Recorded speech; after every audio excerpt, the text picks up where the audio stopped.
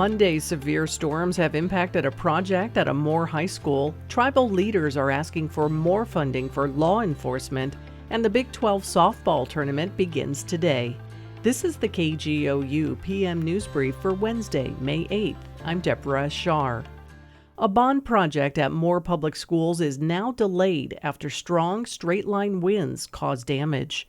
KGOU-TV reports Monday night's powerful winds bent the steel beams that were in place for a new indoor athletic center at West Moore High School. It's possible the district may have to restart the project. Since the construction company is still over the project, the damage won't cost the school district any money. The facility was initially set to open next school year. Disagreements remain on a handful of key issues in state budget discussions. State Capitol reporter Lionel Ramos says lawmakers are working on the line-item minutia in their subcommittees ahead of a crucial deadline. Senate Pro Tem Greg Treat laid down a few, quote, expectations ahead of Monday's historic state budget summit with House Speaker Charles McCall, Governor Kevin Stitt, and other House and Senate leaders. But one stood out. I want to be abundantly clear that our subcommittees will not be cut out of this process.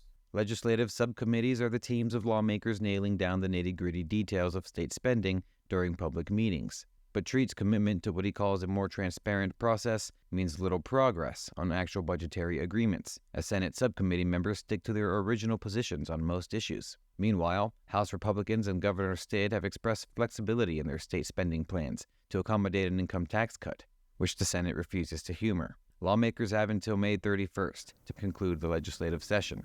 I'm Lionel Ramos. Oklahoma tribal leaders went before Congress Tuesday requesting increased funding for law enforcement. Oklahoma Public Media Exchange's Sarah Lisi reports this need for resources comes in the wake of the Supreme Court's McGirt decision, affirming tribal sovereignty and the right to prosecute on tribal lands. The McGirt ruling had a significant impact on Indian country, particularly on the Cherokee and Muskogee nations whose leaders testified before the U.S. Appropriations Committee. Cherokee Nation leaders say they've filed over 10,000 criminal cases since McGirt, compared to 100 before the ruling. Carson Ball is the Muskogee Nation's self-government coordinator. He says his tribe's funding has increased, but it's insufficient. Our light horse police, which is our law enforcement, currently they receive about $4 million a year, and we ran the minimum amount they would need to be at capacity. And for just the amount of criminal activity we're seeing, we're looking at $12 million. That's a third of what Ball says the nation needs to maintain its police force. In Oklahoma City, I'm Sarah Lisi. Public witness hearings continue this week before Congress, with multiple tribal leaders speaking up about issues like environment and health. Learn more at kgou.org. In sports, the Big 12 softball tournament begins this afternoon as Kansas and Houston face off.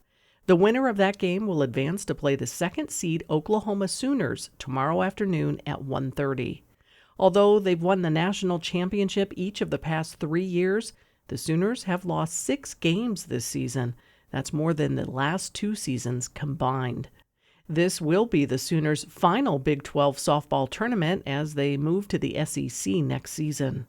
Meanwhile, the third-seed Oklahoma State Cowgirls open play tomorrow morning at 11 against the BYU Cougars. All games will take place at the newly named Devon Park, formerly known as the USA Softball Hall of Fame Complex in Oklahoma City. You can find more Oklahoma news on our website, kgou.org, and on the KGOU AM News Brief podcast. I'm Deborah Shar. Hi, it's Terry Gross, the host of Fresh Air. We bring you in-depth, long-form interviews with actors, directors, musicians, authors, journalists, and more. Listen to our Peabody Award-winning Fresh Air podcast from WHYY and NPR.